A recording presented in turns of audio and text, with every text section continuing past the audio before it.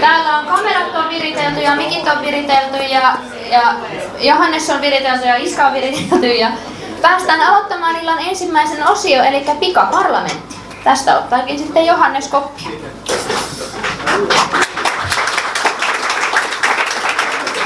Kiitos, mä julkaisin just kirjan, jossa on myynnissä tässä. Joo. No niin, tämä menee nyt niin kuin pikaparlamentin teemalla ja parlamentin vieraathan on tuolla, niin nyt Mika Partanen on täällä. Tervetuloa parlamentin vieraaksi. Kiitos.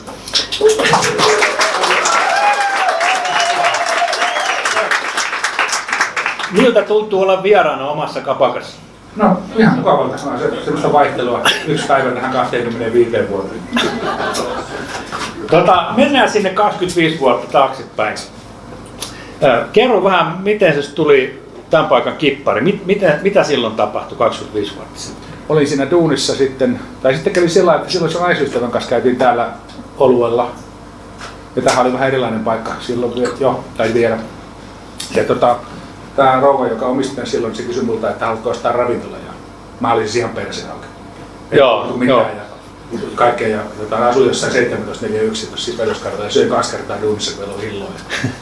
Ja ne sanoi, että no joo, totta kai, että ostetaan. Niin siis sä tulet juomaan olutta ravintolaan, niin sitten kysyt, haluatko sä ostaa tänne? No. Totta hitossa. Joo, totta hitossa. 3 viikkoa juonut. Niin, silloin oli vähän sekavat ajan. Loppuiluskaupat toteutui sitten 1.4.1999. Okei, no niin. Kaduttako? No ei nyt ei kaduta. No täytyy sanoa, että on ollut vähän aika isoskin muutos saatu välillä. Onko se tämmönen niinku tippalinssissä nostalginen fiilis, kun sä muistelet? No kyllä se itse asiassa on, silloin kun mä oon yksin himassa. Niin. Se on se, en 3 viikkoa tarvinnut mennä, niin kuin Pekka sanoi, mutta että kun on pullollisen viiniä juonut, joskus tulee mieleen kaikki jutut. Ja kyllä sitä niin miettii sillä lailla. Minkälainen tyyppi oli Mika Partanen silloin? No joo. No sanotaan sitten, että varmaan vähän eläväisempi kuin nyt. Niinkö? Joo, tässä ne vuodet alkaa rauhoittaa. Vaikka ei nyt vielä paljon ollut, mutta siitä huolimatta niin kai sitä rauhoittuu nyt silleen vähän. Ei ole enää sitten semmoinen juttu, että ei niinku ideoita enää tule samaan malliin kuin siinä. Että silloinhan se tuli niinku ihan hirveästi. Mutta varmaan siinä niin yrittäjäelämässä tuntuu, kaikilla on varmaan sama tilanne, että siellä on niitä syväalhojakin sitten. Niin no ihan varmaan, jos niin yrittäminen kannattaa Suomessa, että siitä vaan. Joo.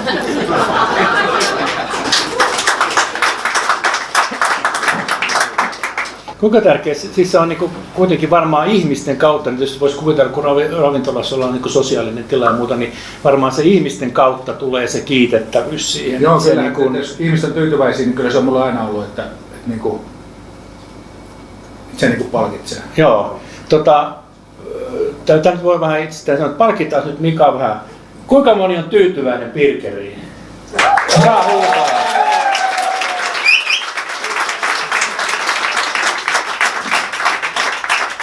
Kuinka moni on tyytyväinen siihen, että täällä on ollut meillä hyvä isäntä kippari nämä 25 vuotta?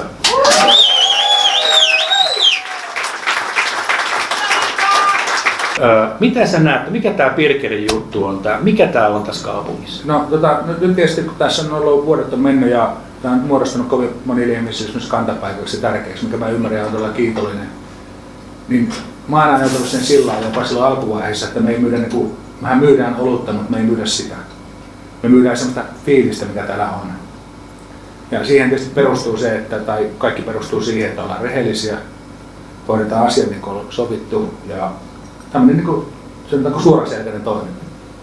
Ja se on mun mielestä nyt kantanut pitkälle tänne ja tietysti ei voi tässä missään kohtaa vähätellä niitä kaikkia ihmisiä, jotka täällä on ollut töissä. Ja meillä on käynyt ihan helvetin hyvä munkki näiden ihmisten kanssa, jotka on niin sulautunut tähän porukkaan ja ovat viihtyneet täällä ja ovat olleet pitkään. Että taas kättä ristiin, että tosi hienoa. Mutta mä sanoisin, että se on semmoinen suora käytös ja lupausten pitäminen vähintäänkin. Mutta sellainen, että tämä on osa Hämeenlinnaa. Mä en voi kuvitella omaa aika ilman Pirkeriä. Pirkeri on yksi tärkeimpiä paikkoja. Eli sä oot aivan mielettömän hieno kaupunkilainen, Mika. Näin on. Ja teidän porukka ja Pirkeri on osa tämän kaupungin nyt jo niin kuin sitä kulttuurihistoriaa ja sitä paikallisuutta, että kaikki tietää Pirkelin. Menee minne tahansa muuallekin, niin Pirkele tunnetaan. Että sä oot tehnyt tästä semmoisen, että tää on Hämeenlinna. No niin, lasi käteen. Nyt otetaan Pirkelin totuudelle, eli tälle kaikelle, mitä Mika tos myös toi esille, eli tälle porukalle ja paikalle, ja mitä tämä on ollut tälle kaupungille ja meille. Joo, kiva. Hyvä. No niin. Kiitos vaan kaikille ja mahtavaa, kun olette täällä. Hyvä.